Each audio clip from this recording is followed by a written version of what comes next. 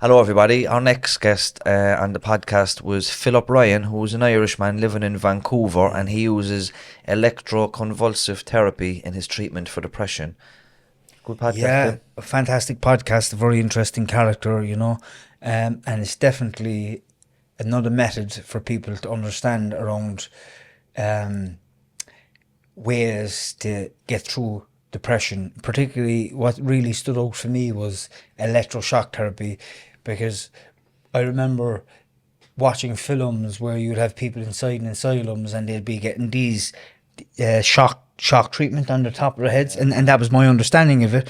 But after listening to him, I have a completely different perspective on it and how it benefits himself and other people. So Yeah. it's a fascinating podcast, and it will interest a lot of people. Yeah, exactly, and it's more humane than you would imagine, and it's benefiting him. Some of the side effects then would be it helps with the depression along with the medication, but then the memory is affected. So he was backpacking throughout Asia and he can't remember it.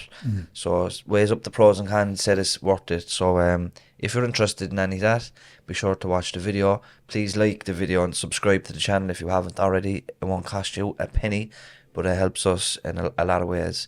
And if you can afford it, you can support us on Patreon to help cover the rent and the production costs. And enjoy the video.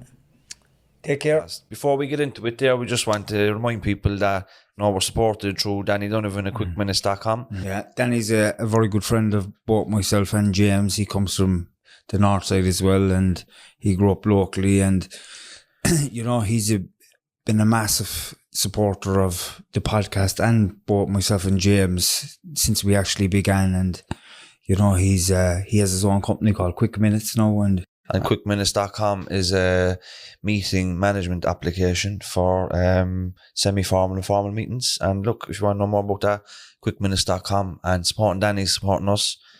So if you're interested in that, check them out and enjoy the rest of the podcast. Hello, everybody. Welcome back to the Two Norries podcast. I am your host, James. I'm joined as always by my good friend Timmy Long. hi everyone. This is a remote podcast, and we're zooming in Philip from Vancouver, or Philip from Kilkenny, but living in Vancouver. And Philip is a fan of the podcast. He listened to the podcast, and he got in touch with us there a while back. We've been back and forth with email for a while, and finally get to sit with him, hear his own story of overcoming some difficulties. But before we get into it, Philip, first of all, thanks for joining us. It's 6 o'clock on a Saturday evening here. What time is it where you are? 10 o'clock, 10:05. What way is the weather? Shit, wet. It's pretty much like the same Ireland. here anyway, Philip. Yeah, just like home. Yeah, different time zone, same weather. Yeah. But come here, how did you end up in Vancouver? What was it like in Kilkenny?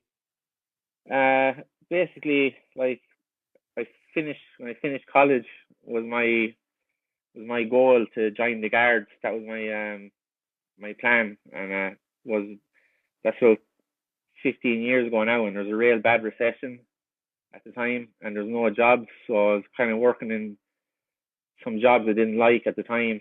And a friend of mine, Rob, was like, I worked with, was like, oh, I'm planning on going to Vancouver.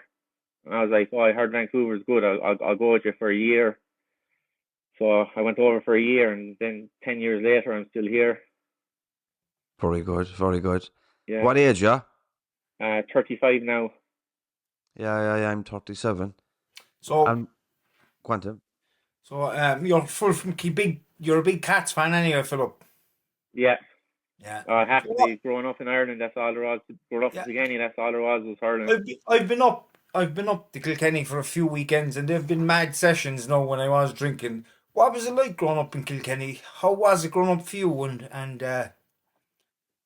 And just give us a little bit of context of your situations growing up in school and stuff like that, please, boy. I suppose the reason I got on the podcast in the first place was I reached out to you just to say that I was a big fan, and just had my old battles with depression for the last, say, 20 years. And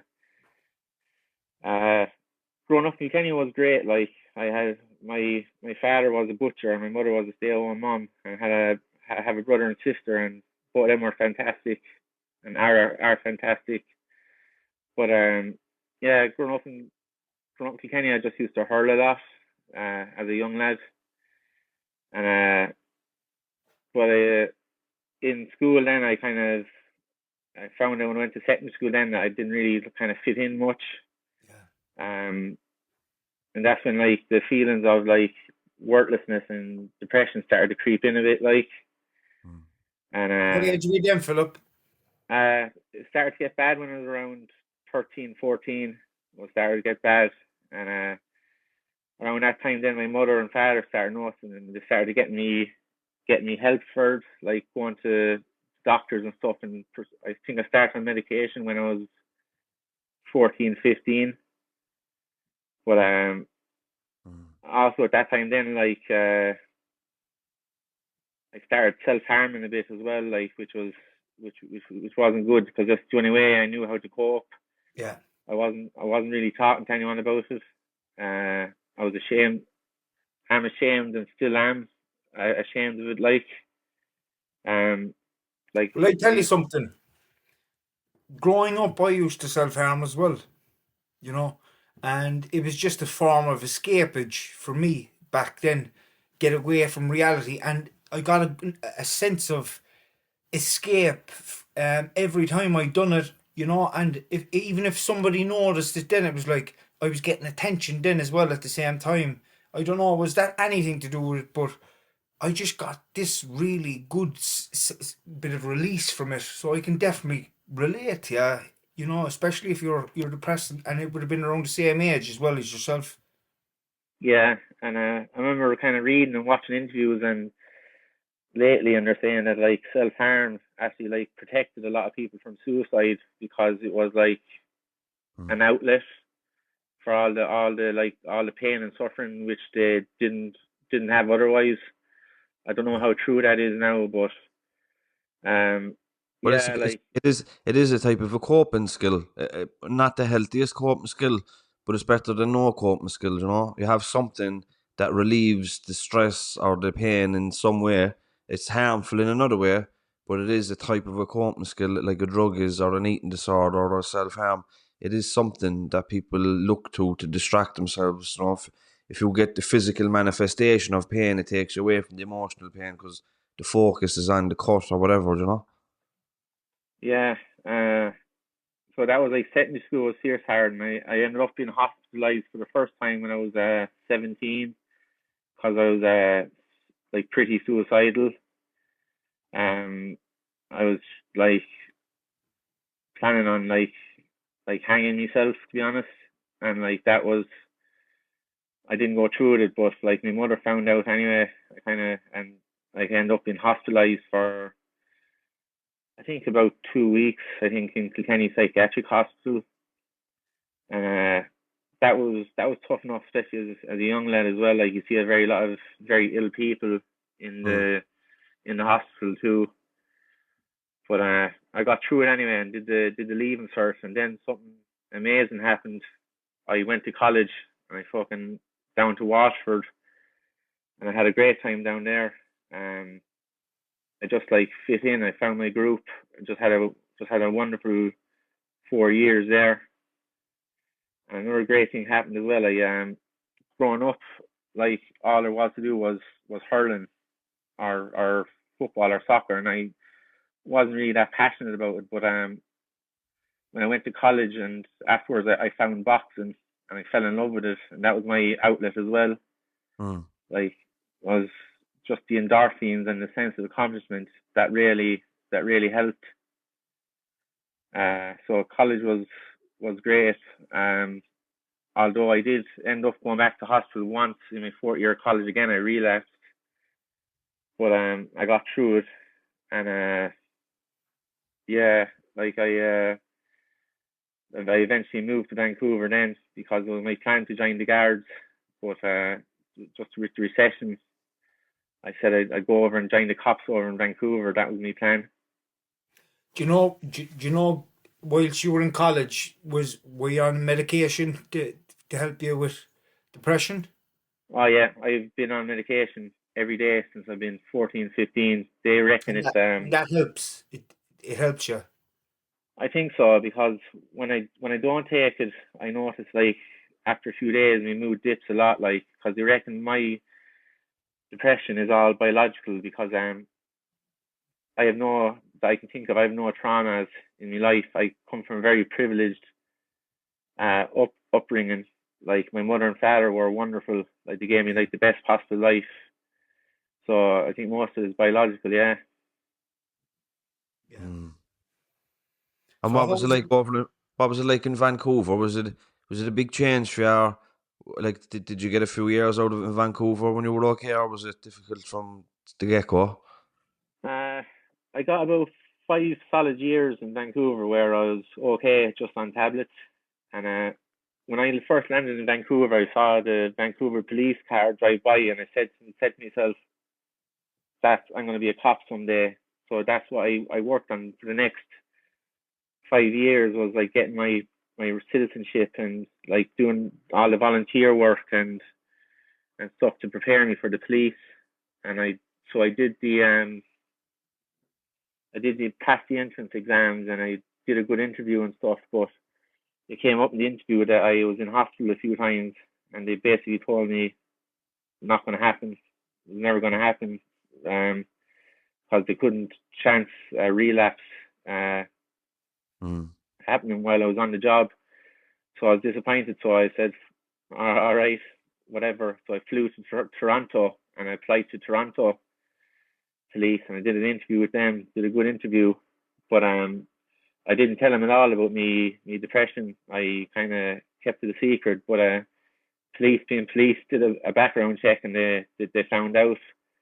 So they removed me from the the competition, the recruitment selection. So then I flew to Ottawa and applied to Ottawa police. So you can see a trend here. I'm too stupid to know to know when time's You up. know what? You're determined, pal. Fair Yeah, play to you. I give it you for determination. Mm. yeah. You know. Ultimately, they didn't work out either, and after that, then I just my mood started to deteriorate a lot. Um, like it was dreadful.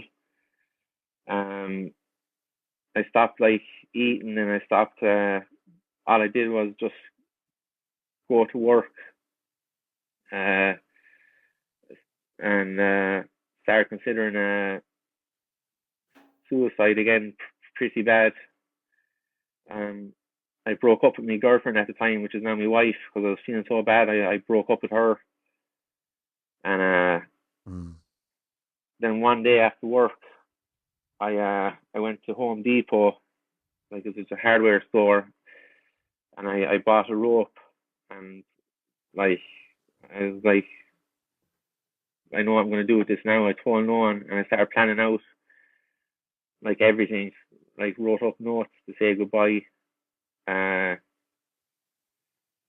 yeah, and then the only thing that stopped me, I guess, was I couldn't find somewhere to do it, because I was mindful of. I just didn't want someone to find the body and ruin their lives, like, because Mm. in my own mind, like my it'd be hard on my mother and father and my friends, but they'd get over it because I'm no big loss. But yeah, but something happened to me then in the planning where I said something came to me. It was like, do I actually want to die, or do I want the pain to end? And I was kind of coherent enough then to realize I just wanted the pain to end. So Mm. I rang rang my wife and told her like how bad I was feeling, and I checked. I went down to the emergency room down in Vancouver and checked myself in to the hospital. So they locked me in, put me in a lockdown psychiatric ward for, I think I was there for a few weeks anyway. That was hard. Now I saw some very sick people there with like varying degrees of mental illness. Um, and then around just having a meeting with the doctor, they're saying that like the medication wasn't working. I was on a lot of medication, up to 5 or 6 types of medication, and none of them were offering any relief. So they're like, oh, they recommended that there's this pretty new thing called ECT, Electroconvulsive Therapy, and they explained what it was, where they basically sedate you, put you to sleep, and just send a small current into your brain, which causes a seizure. Your body goes into seizure, and then it kind of basically resets the chemicals in your brain. And it had like an 85% success rate or something for depressed patients, like very high. So like at that time, I just wanted like the pain to end. So I was like, yeah, I'll give it a go. So for I think for a month, I went there three times a week, every week for 4 weeks, for up to 12 sessions, and then I've been doing that. Then after that, then they put you on a maintenance dose every 3 or 4 weeks, and I've been doing that then for the past 3 or 4 years. And how is it working out for you?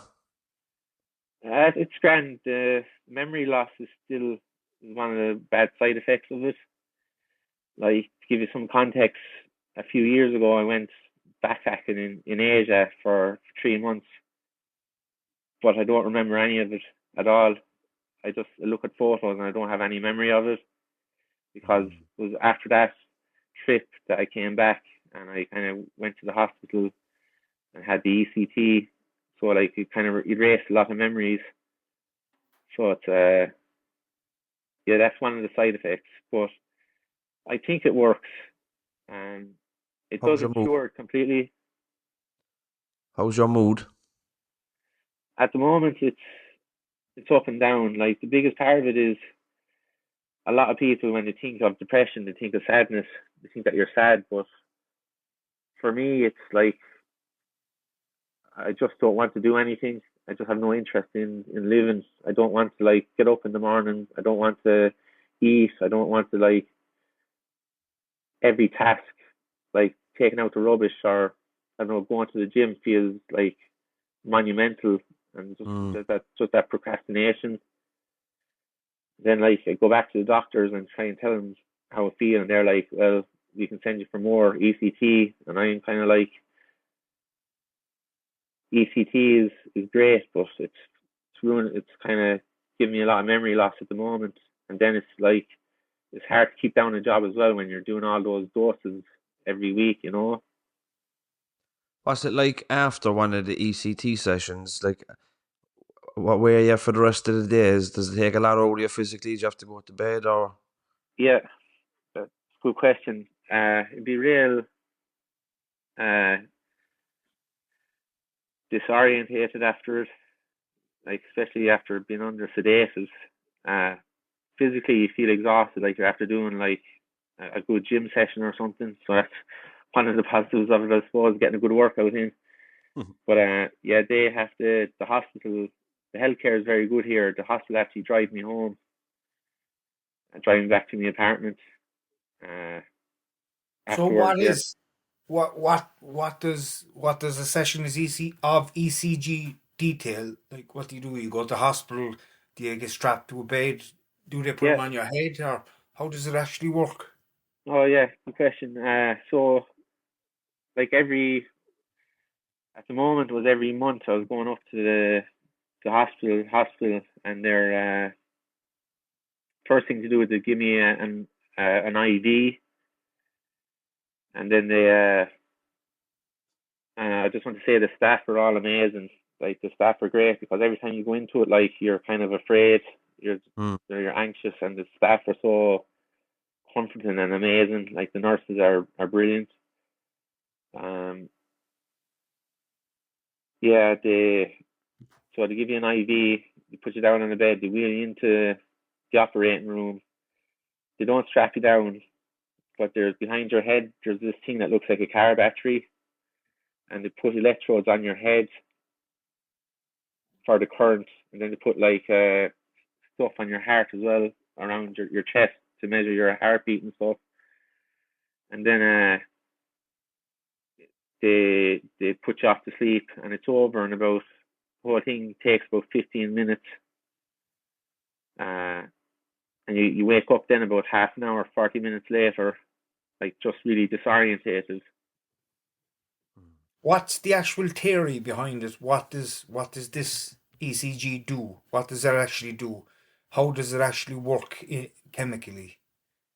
It's like if you have a laptop and it freezes and it's not working right, you reboot it, restart it, and the program runs a lot more smoothly. That's the same for ECT. Then they believe like by sending a current into the brain, it almost like reboots the brain and resets the serotonin and dopamine levels in your head and gets them back to a healthy level, I guess. Like that's why it's if you have some like say traumatic thing in the past that you're not confronting and that's hanging over you, ECT is not going to help. But like if yours is like more biological, like mine was or is currently, then ECT can help a good bit. Yeah. I remember back in the day, I used to get fits. You know, when I was taking lots of benzodiazepines. If I was on a binge with the tablets, and then I'd be a day without them, then you can go into fits, you know, seizures. But I remember coming around from the seizures, and you would be exhausted, like completely fatigued, very disorientated, and I can imagine what that's like on a regular basis. Must be very taxing on your body and your head. But I suppose you're weighing up the pros and cons to it, and at the moment, the pros outweigh the cons, would it? I think so. Yeah. It was just hard. Excuse me. When you're doing it 3 times a week, it's very taxing on your body. Mm. But like I was Did, doing it once every 3 or 4 weeks now as a maintenance dose, Yeah. and it's more manageable. Yeah. do you know from all the medication that you've used in the past, does the EC is it better than the medication? Does it make you feel better? I think so. Uh, and it worked. Like medication takes time to take effect. Like Yeah. it could take a few weeks for medication to really reap the full benefits. But with ECT, you can do it in a like 2 weeks. You can see some real benefits of it. Like and it's not just to use it for like not just depression. They use I see they use it for people with a psychosis as well and schizophrenia as well. It's supposed to have real high success rates as well. Mm. Mm. Do you know when somebody hears that somebody's getting electroshock therapy, it's like your brain automatically goes back to the 50s and 40s and 60s Yeah, when people are inside in the psychiatric wards and they're lying down on the bed and they have these things up on top of their head and they're like that. That's people's understanding of it. But from what you're saying here, it sounds like it's actually really genuinely helping people's lives. it is. Yeah, and it's real. That's what I'm looking for. It's comfortable as it can be. Like, the only difficult part has been sedated, like been put under. Like the hardest part of it is getting the IV put in, like the external IV put in, like because the treatment itself is you're asleep for it, so you don't remember any of it. Mm.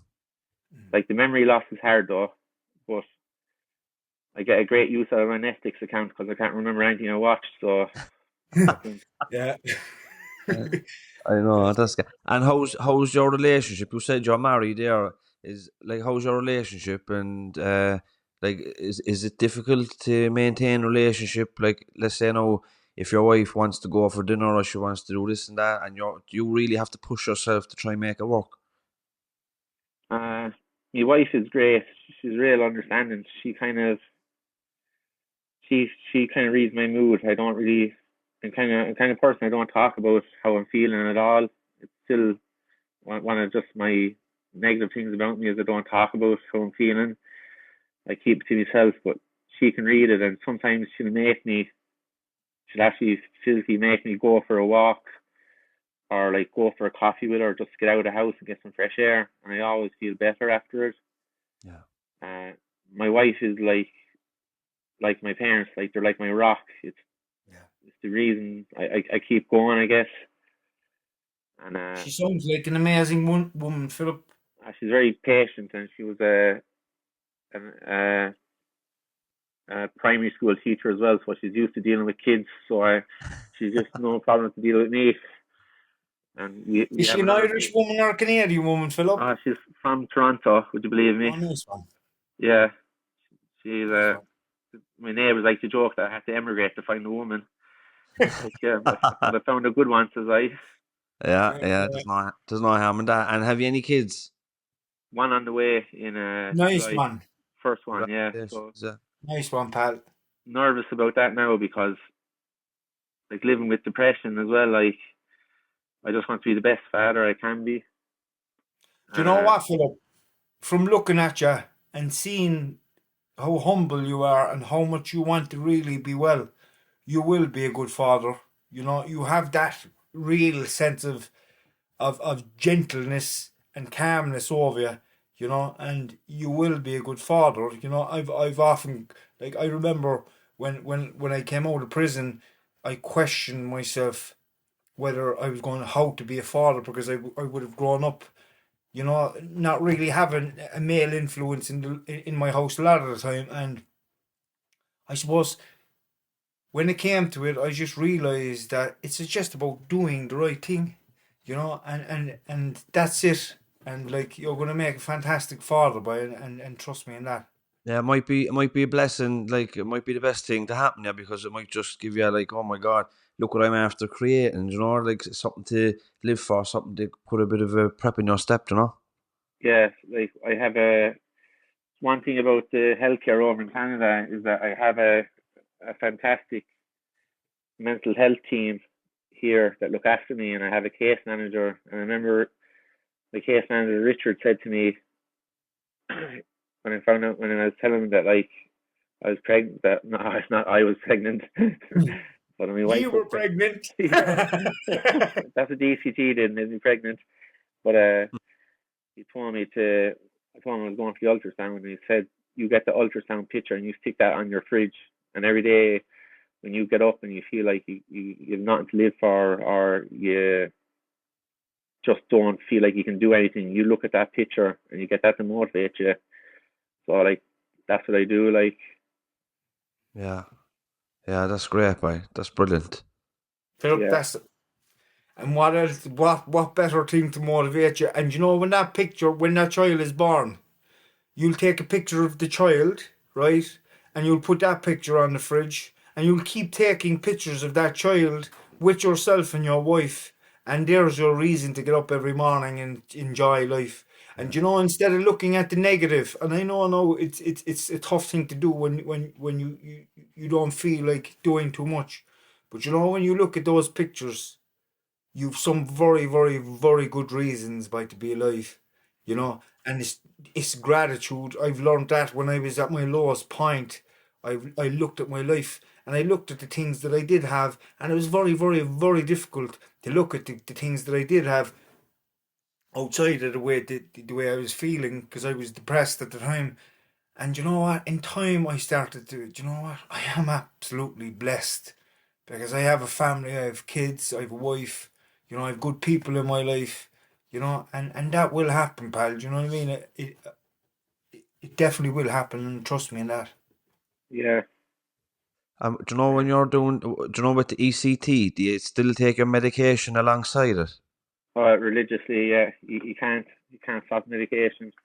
And I tried a few times to wean off it because I get makes me quite lethargic and tired. So I kind of wanted just to wean off the medication just to kind of have a better like quality of life. And my doctors I have is fantastic. They're very accommodating, and we tried, but as soon as I kind of messed around with it, like my mood just dipped a lot. Yeah. So it's kind of like I'm tied to it at the moment, I guess. Yeah, you mentioned there about the health service being pretty good over where you are. Have you got like health insurance or like the health system in Ireland at the moment is under fierce pressure, and mental health services especially. What's it like where you are? Um, health services is pretty much free. Like I don't pay for any of the services I get. like at all. It's all covered under the medical services plan, and I think like 90% of my medication's all free as well, which would be a fierce cost. Mm.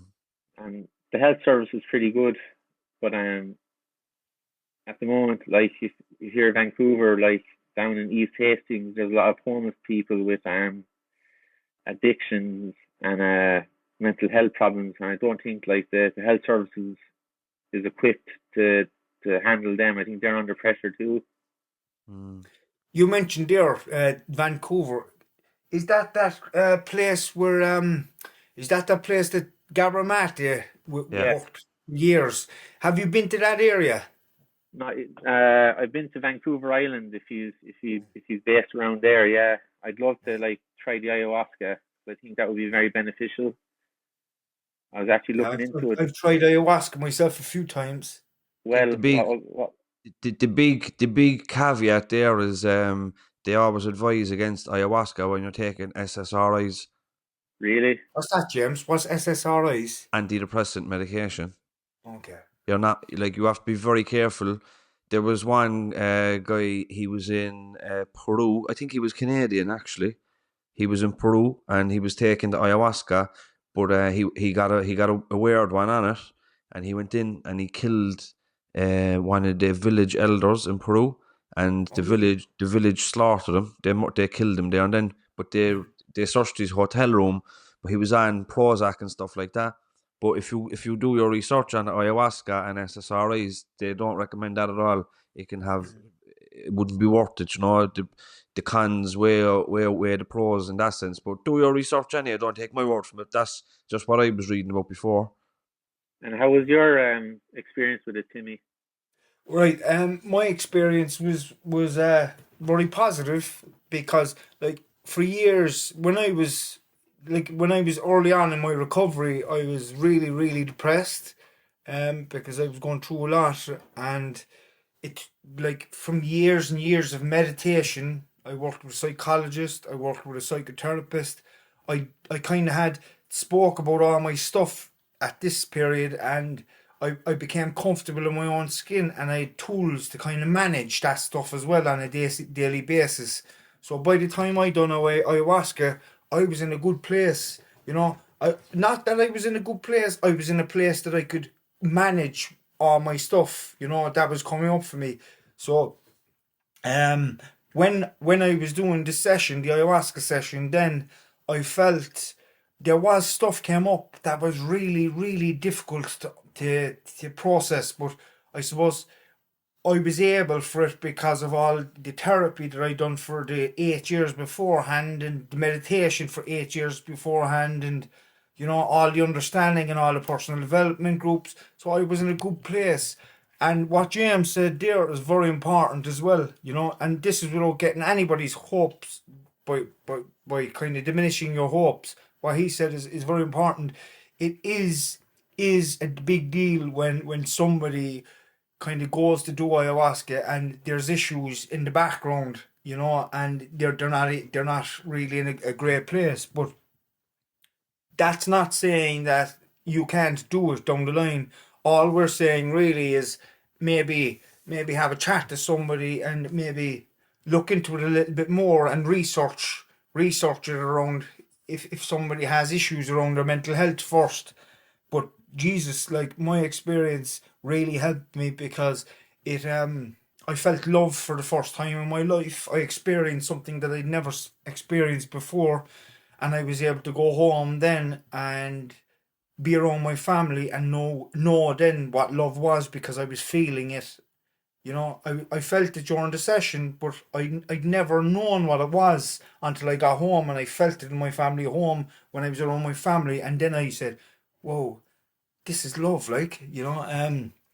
because it was just my experiences growing up were really difficult. But don't leave that kind of drop your hopes or anything like that, Philip. Yeah, Okay, it's just all we're saying here is really research it a little bit Yeah. in depth. There's a lot of positive stuff, but you need to be ready for something like that. I've had a lot of people contact me through the podcast around ayahuasca, and I have to explain to him, like, you really need to be in a place where you're able to handle stuff before you go in and do this, because this stuff, like, won't sugarcoat any information. It won't tell you the light stuff. It'll give you stuff full on.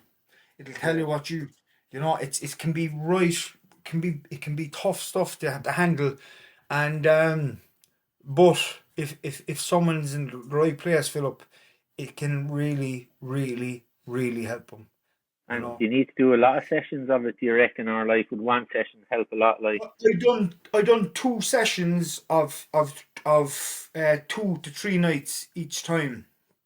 And this first time I done 3 sessions. I had a powerful experience. It was a tough experience. I won't lie. yeah, It was difficult. But my second experience was for 3 nights, but I only done two because after the second night I felt I was ready to go home. It was more like a healing for me. It was like an energy healing. Um, and that was I done it twice in 3 years. Twice, like I didn't feel the need. I don't feel the need to do it again. It's not something that I need to go back and keep doing. It's just I don't feel the need to do it now. At the moment, it's all about meditation now again for me. It's about just focusing on meditation, mindfulness, and just using that in my daily life to become more aware and to be accepting of my day and what's going on in my day and everything around me, and that's what I'm doing at the moment. And there's a lot of other stuff going on as well. Me and James are flat out to the mat at the moment, and it's about managing that. But Mm. you know, like I'm sure you done mindfulness. We spoke before we came on here, and you spoke that you were doing a little bit of mindfulness, and it's very, very beneficial in the sense that, say for example, you're really feeling low today, okay? You wake up and you're fucking saying, Jesus Christ, this is going to be another fucking day of this, Philip, today. Another day of just feeling low, no sense of wanting anything, no sense of hope, okay? Next, all of a sudden, you switch it on a flip, you turn around, you just say, okay, this is how I'm feeling today, okay? This is how I'm feeling. I'm not, I'm going to go around. I am feeling low in my body. I don't feel right. Up here then upstairs, it's like there might be a lot of ruminating, a lot of chatter, negative talk in the head. And it's like, okay, this is what's going on in my head. And I brought that acceptance into my life back then when I was really depressed, when I wanted to take my life every single day, you know. And I just, do you know what I done, Philip? I visualized myself being a healthy human being. And healthy for me was mentally, physically I was in great shape, but my head was gone.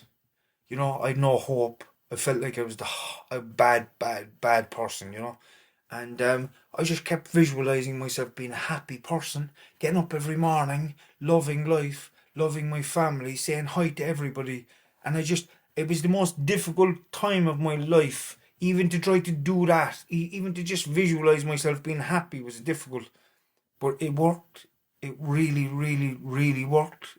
These visualization meditations, and I felt it during the meditation. I was starting to feel happy because I was looking at myself and I was smiling in my head.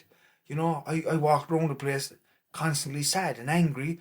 But no, during the meditation, the first time it didn't work, for months it didn't work. Next, all of a sudden, I'd get a smile out of myself every once in a while. And then the smile started to be getting better. And next, all of a sudden, I'm walking around this place with a big smile on my face. Oh, how are we getting on? And all this.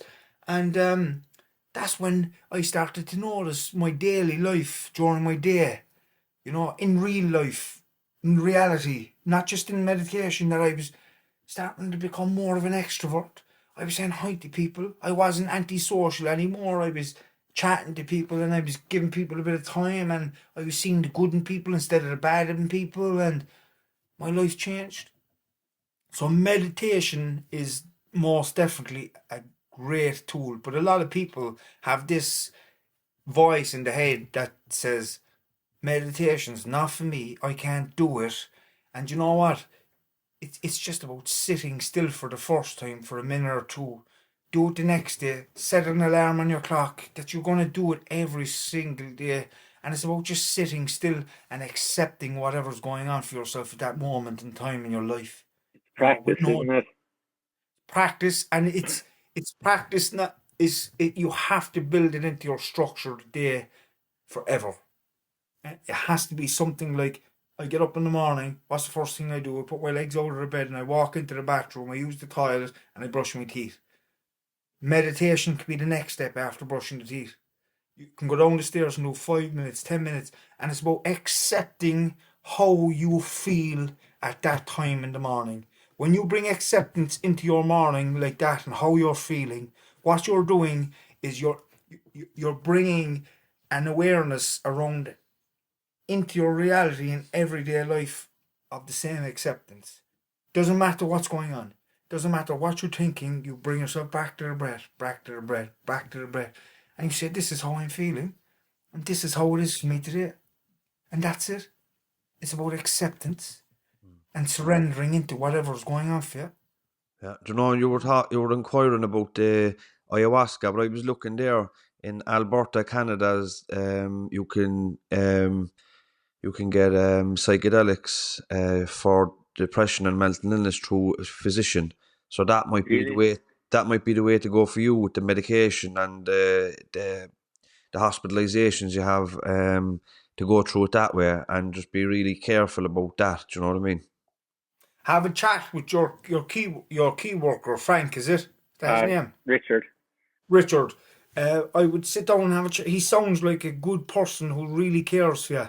And your wife there sounds like fucking like my wife, James's wife, like the fucking angel that we have here on earth to keep us going and to keep us alive. Sit down and have a good chat with her. Don't make that compulsive decision on your own back without Yeah. chatting to anybody, and just go with it, because that won't work. I've tried Yeah. that and it doesn't work.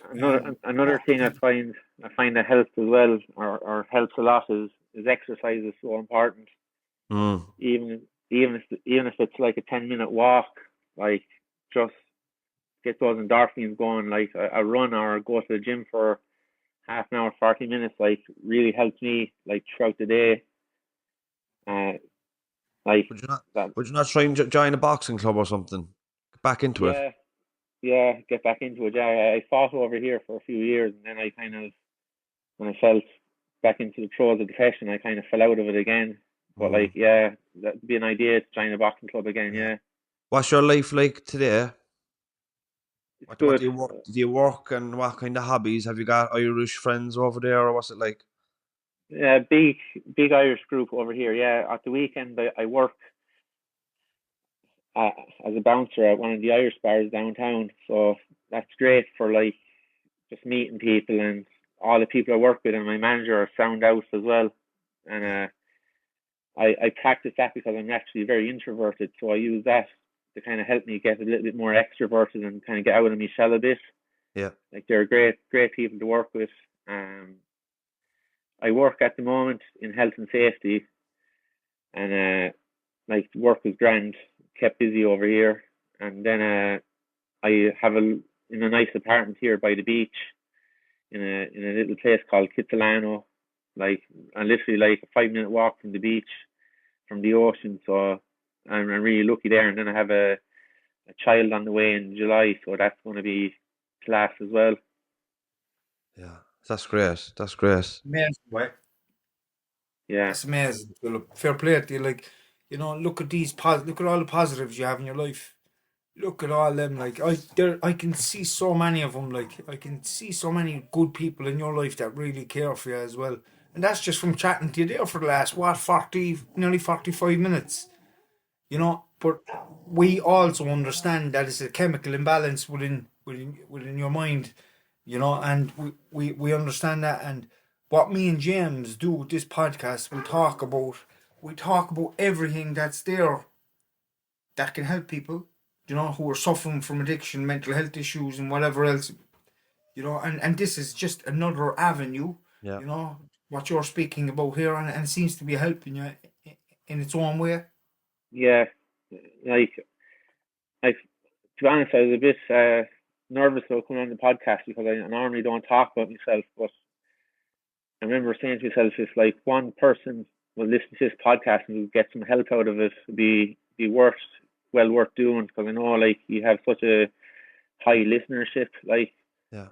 so like hopefully like be able to help one or two people like that are suffering themselves, and let them know that like they're not alone, and, like just reach out and get help. Yeah, no, brilliant. Is there anybody you want to say hi to, like at home or in Vancouver, or anybody you want to give a shout out to? Just want to say hi to my man and dad, and my sister Denise, and my brother David, and my wife Kaylee. I better not forget them or I'll get in trouble.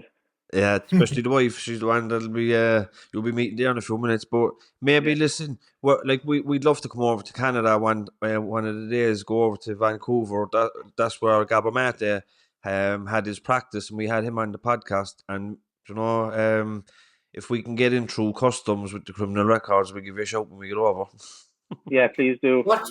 Do you know what sex the child is? No, not yet. You don't. And Right. okay, that's fair enough. Do you want to say hello to your child? Yeah. There you go. There's a good one. Hello, baby. Say hello. Nice to meet you. Philip, boy. Yeah, Listen, thanks a million, boy, for coming on and sharing your story with us. yeah. You know, you have an inspirational story, boy, and how you're doing and how you're actually really trying to live your life, considering the stuff that's going on for you, you know. And hopefully there's someone else out there who's suffering the same way, and you're just after giving them an avenue to help them out as well. So fair play. I just want to say thanks, lads, for having me on, and I listen to your podcast a lot, and it's just gives me such hope and such lips. Like, just the people you have on are fantastic, and the two of you are class, and it's just like meeting two of my heroes that I look up to. So that's one of the reasons I was so nervous as well, like meeting the two of you. So yeah, you did a great job, Philip. Thanks a million for your time. 2023 is going to be a good year for you and your family. So stay in touch and mind yourself. Thanks very Philip. much. Cheers, buddy. God bless. Bye-bye. Bye.